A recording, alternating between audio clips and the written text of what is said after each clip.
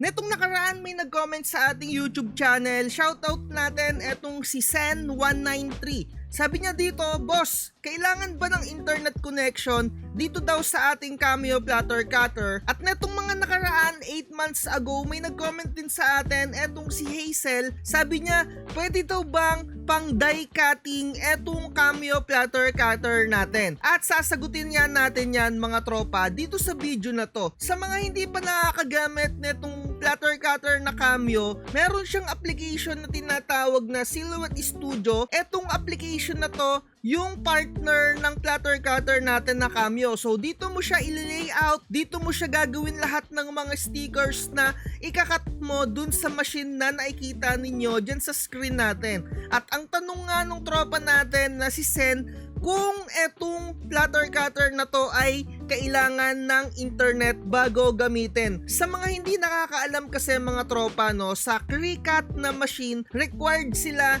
ng internet connection bago makapag-open ng pinaka-application na ginagamit nila na pang-cut. I-comment nyo dyan sa ating comment section kung hindi ba kailangan din ng internet sa Cricut. Pero mga tropa, no, dito sa Cameo, kahit na offline or kahit na wala kang internet, gagana at pwede mong gamitin etong Silhouette Studio. Makakapag-layout ka dito, magagawa mo yung gusto mong gawin, makakapag-cut ka gamit yung platter cutter mo na Cameo 4 or 1, 2, 3 or 5 or kung ano pa mang Cameo na model na platter cutter. Hindi kailangan ng internet. Mga tropa, ano, one time kasi may nag-message din sa akin, nagpapa-repair siya ng kanyang computer kasi hindi siya nakaka-connect sa internet, and I found out yung Cricut na application hindi siya nag-open kapag hindi ka connected sa internet. Correct me if I'm wrong lang mga tropa, sa mga makakapanood neto na gumagamit ng Cricut na platter cutter. And again, sa Cameo ay hindi na kailangan ng internet. Kahit offline pwede, kahit cellphone lang yung gamit mo pwede. And next question tayo, no, kung pwede ba siyang i-die cut? Mga tropa, pwede mong gamitin pang die cut etong platter cutter natin basta meron kang pinaka-pattern na tinatawag, no? So ano ba yung pinaka-pattern? Syempre kung ano yung design na i-die cut mo. Kagaya na lang neto, meron tayong sample dito, meron tayong box dito na pinaka-design or yung pinaka-guhit niya mga tropa. I-drag and drop natin yan dito sa pinaka-Silhouette Studio natin kung saan yung application na to yung ginagamit para makapag-cut niya or mapaandar yung pinaka-platter cutter natin na yon. Bawat platter cutter na brand or machine, may mga application na ginagamit para makontrol mo syempre yung pinaka-machine na yon. So eto nga yung pattern na tinatawag. So eto, idadrag mo lang dyan kung ano yung design na meron ka, and again, eto ay box. So kapag meron ka na design, i-highlight mo lang yan,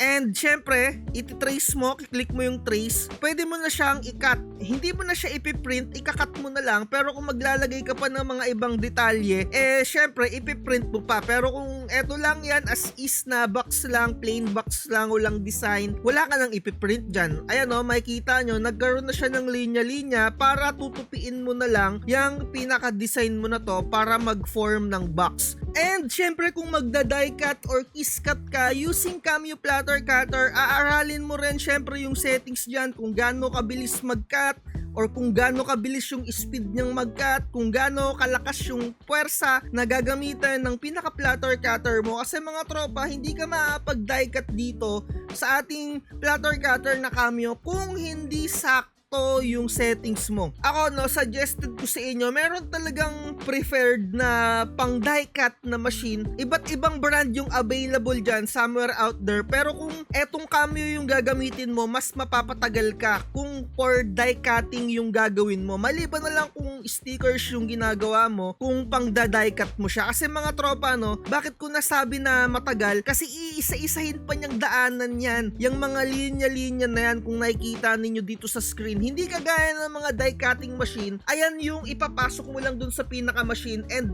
isa-sandwich mo lang. Meron siyang pinakahulmahan na pinaka metal. Ito kasi mano-manong dadaanan nung pinaka blade etong pattern na yan. So sana nagagets nyo ako. Kung hindi nyo nagagets, maaaring newbie lang kayo dito sa larangan na to, pero kalaunan magagets nyo kung ano yung binabanggit ko mga tropa ko. So ayun, sana nasagot ko, no? Merong pinaka-specific na machine for die cutting ng mga pattern and nabibili rin kung anong trip mo na design for die cutting. Pero dito sa Cameo, kailangan meron kang layout para ma-trace mo siya, and syempre ito yung ikakat niya, dadaanin niya ng mga blade. Hindi kagaya ng mismong die cutting machine, hindi na lang ako magbabanggit ng brand. Napakarami dyan, isa-search nyo lang, no? Ipapasok lang yon dun sa pinaka-machine na yon, tapos yung pinaka-metal sheet, ayun yung tutulak dun sa pinaka-photo paper or kung ano pa mang materials yung gamit ninyo. So, ang kagandahan lang dito sa Cameo, syempre, pang mga stickers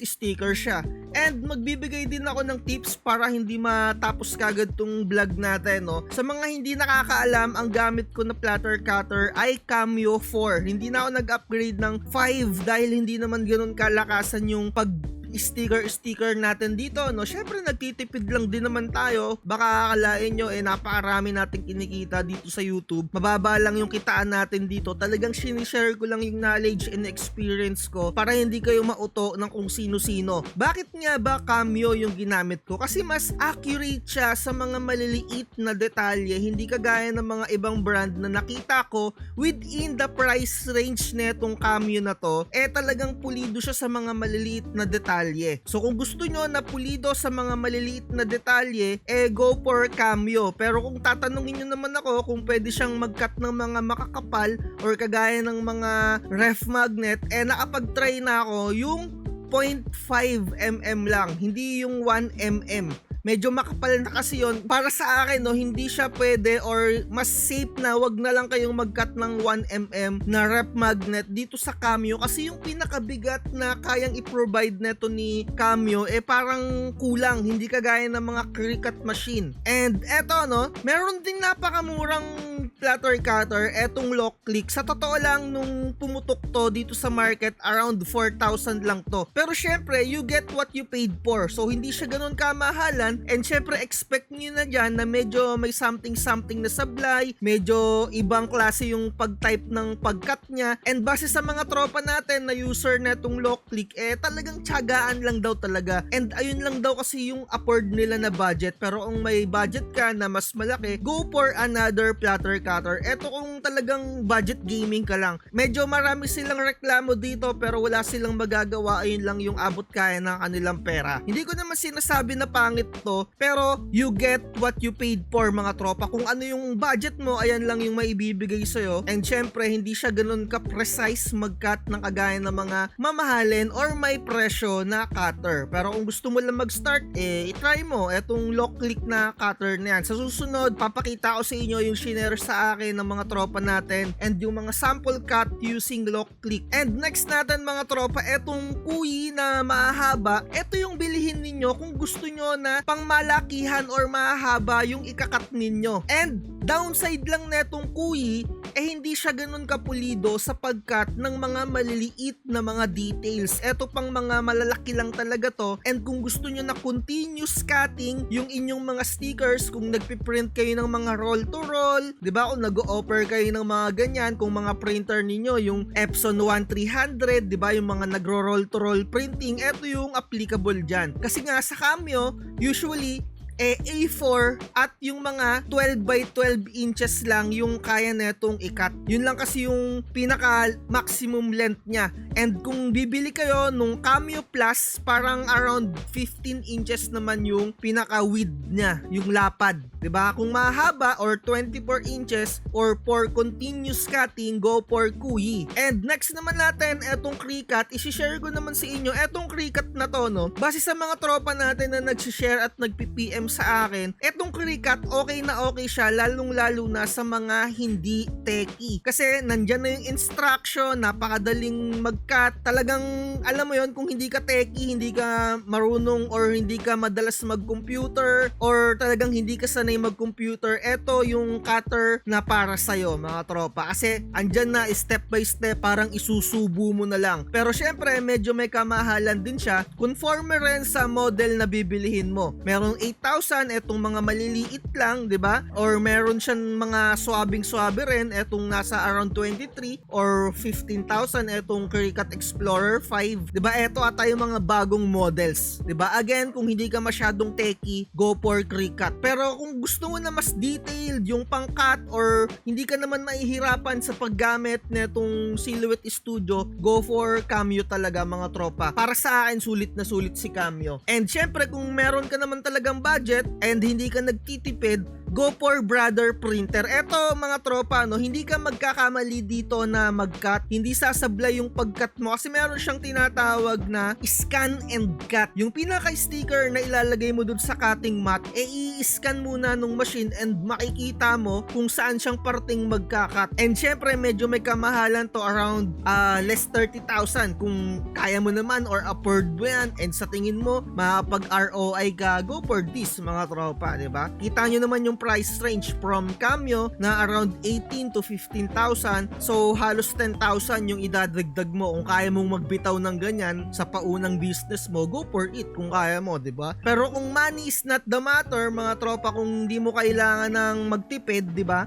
Diretso ka na dito kay Sizer. Ito naman talagang accurate and napakabilis mag-cut. Talagang sobrang bilis mag-cut nito, walang sinabi yung mga nabanggit ko na mga una. Kung nakakapanood kayo ng mga vlogs and may mga dumadaan sa newsfeed ninyo, eto, ang bilis mag-cut neto. Kung may budget lang ako, eto yung bibilihin ko no? Pero syempre, kung ganito yung cutter ninyo, huwag kayong magsisingil ng mga pamputsu-putsu lang na halimbawa, isang A4, 50 pesos lang, di ba? Baka 10 taon pa, hindi ka pa nag-ROA dyan sa business mo na yan, di ba? Lalong-lalo na kung ang dami mo ngang pa-order, pero singil mo 30 pesos, 50 pesos. Sana, nagmura ka na lang muna na or second hand na cutter, hindi na tong Sizer. Ayan, sana yung matutunan nyo yung tamang pagpa-pricing. And sana nakatulong yung content natin na to para magkaroon kayo ng insight sa mga cutter platter na kung ano yung pipiliin ninyo. Mabilis lang talaga to, quick recap lang kasi meron na akong na-share na tungkol dito sa mga cutter. Ilalagay ko na lang yung detalye dyan sa description kung gusto nyo pang panoorin. Pero siguro gagawa tayo ng separate content tungkol dito sa lock click na cutter. Kasi may mga nag-share sa akin and nagsasabi sila ng mga hinanain nila dito sa lock click para siguro hindi na rin kayo mag-abala pa na bumili ng ganito at mag-move forward kayo sa ibang cutter, 'di ba? Pero syempre, kung eto lang nga talaga yung budget ninyo, go for this. So ayun na lang,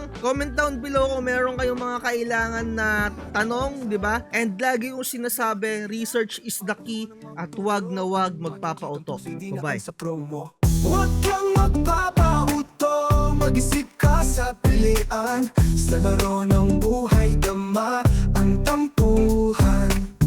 Di lahat ng nagpa-hype, siguradong totoo. Sariling landas, hanapin mo sa mundo.